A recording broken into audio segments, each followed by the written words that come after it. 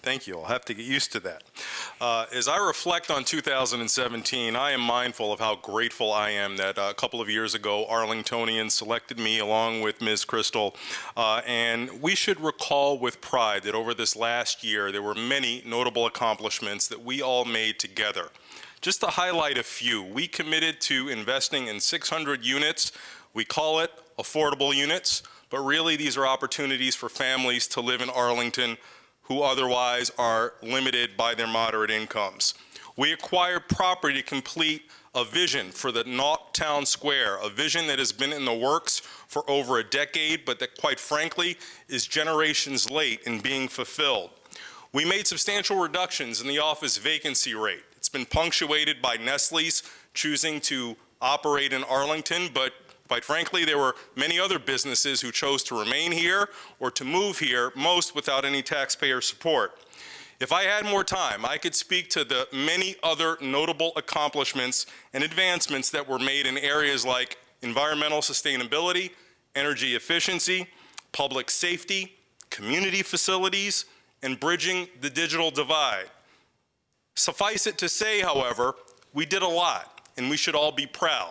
But at the same time, I'm also keenly aware that along the way we had missteps and occasions where we fell short of what I hope are the high standards that we all have for our community.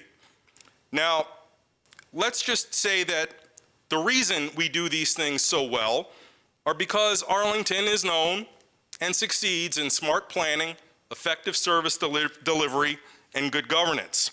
And even our missteps are very instructive and provide lessons learned that we will apply in serving our community better. In looking at the challenges and the opportunities ahead this year, there are a few areas that I will emphasize. One, affordability. This year, I really want us to make a concerted effort to make concrete strides toward a more affordable Arlington. And it starts with consideration and deliberation of our FY 2019 budget and biennial CIP update.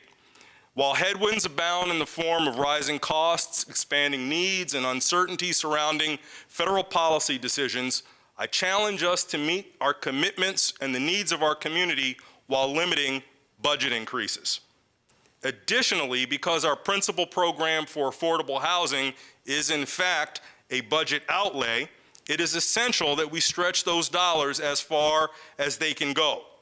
This will involve a rethinking of the requirements, conditions, and the incentives associated with both affordable unit rehabilitation and new construction, while allowing sensible increases in density.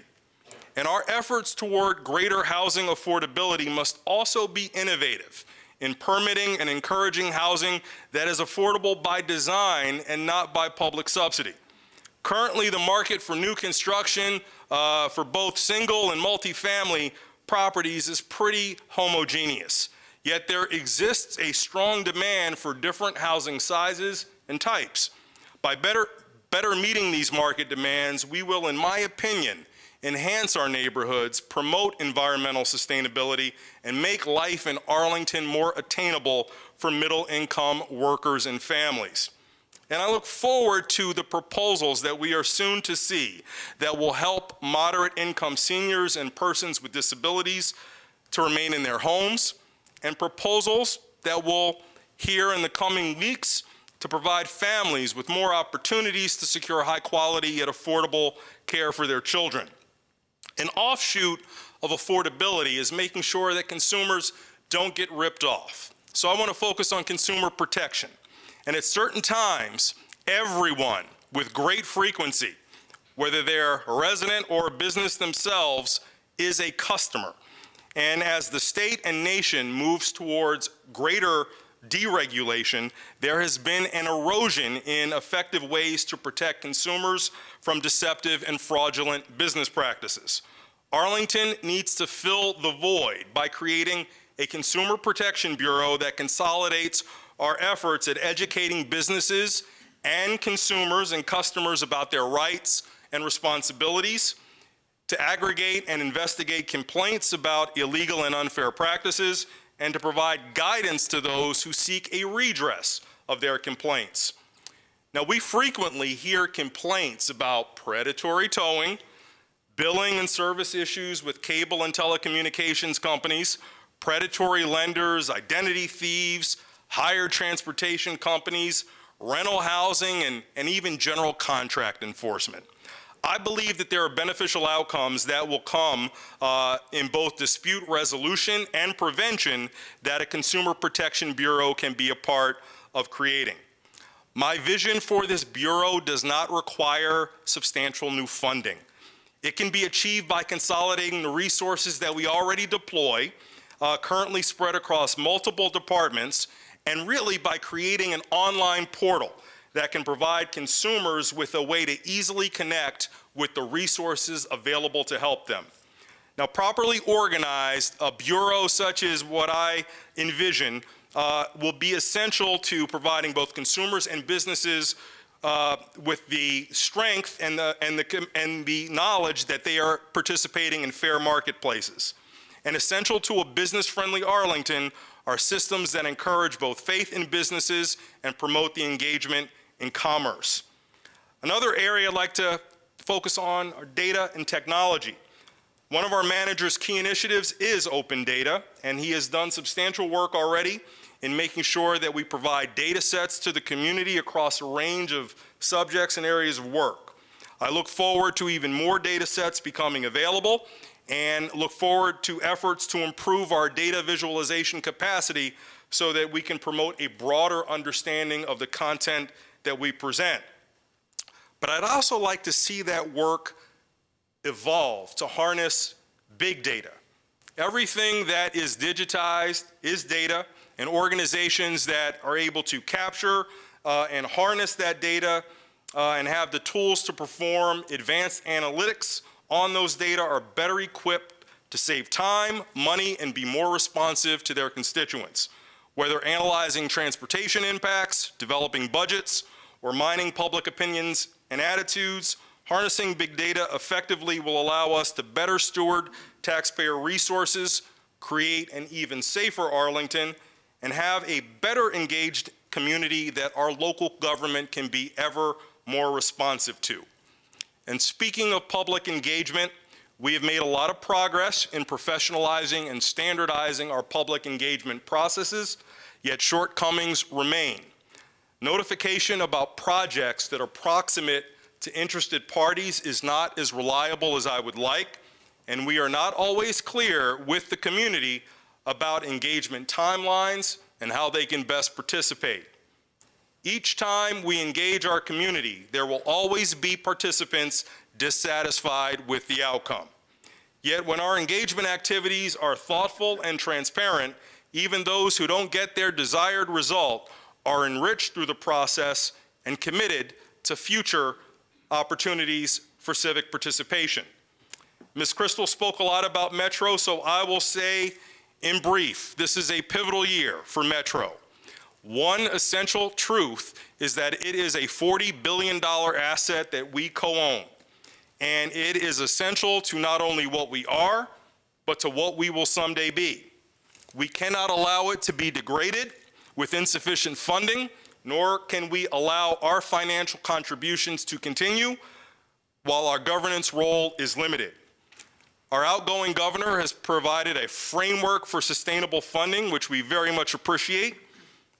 I will work to see that the General Assembly improves on it further, along with the incoming governor, to make that revenue base for the funding package as broad as possible so that all of the Commonwealth participates in Metro's future.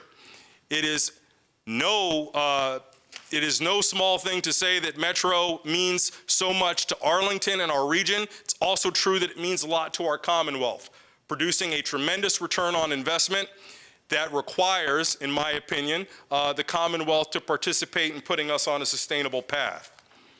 Speaking about sustainability in a different lens, I'd like to speak about the environment. And this is inspired by my daughter, who is very much into recycling. And she got me thinking about what we do in our county at large. And I was proud to report to her that we have incredibly high recycling rates in Arlington. And that's a testament to the value, the shared value that we all have towards sustainability. And year-round yard waste collection has been incredibly important in putting us at a level where we are diverting so much trash away from landfills. But this year, I'd like for us to look at some gaps in our recycling program and study the efficacy and the economics around collecting a couple of items that are currently not included in our recycling package, namely polystyrene foam as well as shredded paper. And while we're at it, let's make sure that all public spaces, both indoor and outdoor, have trash containers coupled with recycling containers, and that they are collected often enough to limit detritus that ends up clogging our storm drains and littering our streets. And when it comes to stormwater management, I anxiously await the deployment of staff efforts to assist property owners with developing plans and securing permits to affordably comply with our stormwater requirements. And while my focus is squarely on Arlington, we are not immune to or dissociated from issues and concerns that may manifest elsewhere. Federal legislation, Ms. Garvey has been our principal nudge in this regard. Principally, new tax laws may be top of mind, and we will have to be vigilant to address any areas of community need that may arise.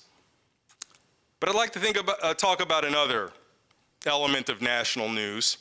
Now, 2 years ago, the well-publicized shootings by law enforcement of people of color produced an internal review of our use of force, community policing, and body-worn camera policies.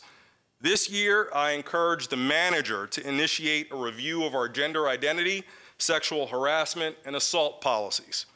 In addition to reviewing our administrative regulations for clarity and sufficiency, I urge that we prioritize prevention through robust training of our employees to raise their awareness. And both within and outside government and among adults and children, I encourage us to be a catalyst to ensure that we have a culture that doesn't deter complainants, fully investigates complaints, and seeks justice for victims. Now, for the next 4 months, our focus will be on the operating budget and then the CIP.